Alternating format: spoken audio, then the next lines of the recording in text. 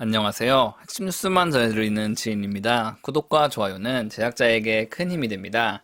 10월도 벌써 3분의 2가 지났습니다. 아직까지도 한국장은 지지부진한 모습을 보여주고 있습니다.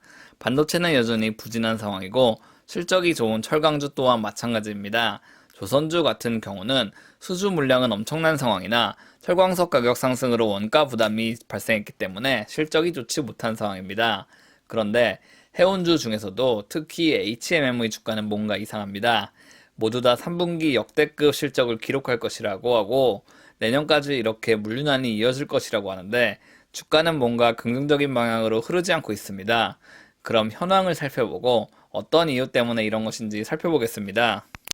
일단 대신증권 리포트를 살펴보겠습니다. 리포트에서는 3분기 실적은 시장 기대치를 상회할 것이라고 말하고 있습니다. 즉 어닝 서프라이즈라는 말이죠. 그리고 미주 노선과 유럽 노선에서 높은 SCFI를 기록하고 있다고 현황을 말하고 있습니다.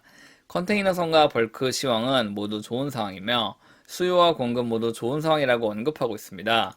게다가 3분기 실적 전망은 매출액 3조 8,520억 원, 영업이익 2조 480억 원을 예상하고 있습니다. 이는 지난 2분기 매출액 3조 6,990억 원, 영업이익 1조 9,120억 원보다도 각각 4.1%, 7.1% 높은 수치입니다. 이뿐 아니라 4분기 실적도 3조 7,760억 원, 영업이익 1조 9,170억 원이 예상됩니다. 통상 해운업 같은 경우는 1, 4분기가 불황기고 2, 3분기가 호황기입니다. 이런 상황 속에서도 4분기 실적은 소폭만 감소할 것으로 예상됩니다. 이는 결국 업황은 아직까지 살아있다고 볼 수 있죠. 이제 개별 기업 리포트가 아니라 산업 리포트를 살펴보겠습니다. 아무래도 개별 기업 리포트는 그 기업의 상황에 입각해 작성됐기 때문에 전체를 파악하는 데 편견을 가질 수 있습니다. 10월 21일 해운 관련 리포트를 보겠습니다. 보시면 운임 상승세는 멈췄지만 여전히 공급 부족은 해소되지 않았다고 말하고 있습니다. 즉 아직도 선봉량이 충분치 않다는 말이죠. 10월 HMM뿐 아니라 전세계 컨테이너 선사들의 주가는 20% 수준 하락했습니다. 그런데 아직까지 전세계가 코로나19에서 회복되면서 소비재 수요는 엄청나게 상승하고 있습니다. 이를 그래프로 살펴보자면 SCFI는 이제 어느 정도 상승을 멈췄다고 볼 수 있습니다. 다만 가장 급격하게 상승했던 미주 노선은 SCFI가 소폭 하락하고 있습니다.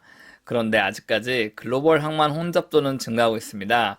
이는 항만에서 하역이 지체되기 때문에 발생하는 현상이라고 볼 수 있죠. 게다가 컨테이너 박스 수급이 타이트해지고 있습니다. 이 얘기는 중국에서 미국으로 많은 물류가 이동하고 있지만 미국에서 타 국가로 물류 이동이 많지 않다는 것을 뜻합니다. 왜냐하면 미국은 세계 최고의 소비국이지 생산국은 아니기 때문입니다. 지금까지는 해운업계가 실적이 좋게 나올 수밖에 없었던 이유를 살펴봤습니다. 그렇다면 이제 부정적인 이유를 살펴보겠습니다. 프랑스선사 CMA CGM은 내년 2월까지 비정기 운송요금을 동결하겠다고 언급했습니다. 이 프랑스선사는 세계 3위 선사입니다. 그렇기 때문에 정기 운항 노선만큼 비정기 운항 노선도 엄청나게 규모가 크다고 할 수 있습니다. 아마 정기 노선 같은 경우는 프랑스에 수입 수출되는 물량을 꾸준히 담당하고 있을 것입니다. 그렇다면 비정기 노선은 순수 이익만을 추구하기 위한 영업망이라고 볼 수 있습니다. 그런데 회사는 이 노선에 대한 운임을 동결하기로 했습니다. 이 얘기는 CMA CGM은 전 세계 물류 상황을 감안해 합리적인 운임을 유지할 것이고 사익 추구만이 아닌 대승적 차원에서 업무를 계속하겠다고 입장을 밝힌 것입니다. 그리고 이에 대해 독일 선사인 하파로이드도 동참할 것을 밝혔습니다. 말 그대로 사익 추구보다 공익을 위해 활약하겠다고 입장을 밝혔습니다. HMM은 현재 하파로이드와 함께 D-얼라이언스에 가입돼 있습니다. HMM 같은 경우는 채권단인 산업은행이나 한국해양진흥공단의 동의를 받아 운임을 결정해야 합니다. 이뿐 아니라 D-얼라이언스의 눈치도 봐야 합니다.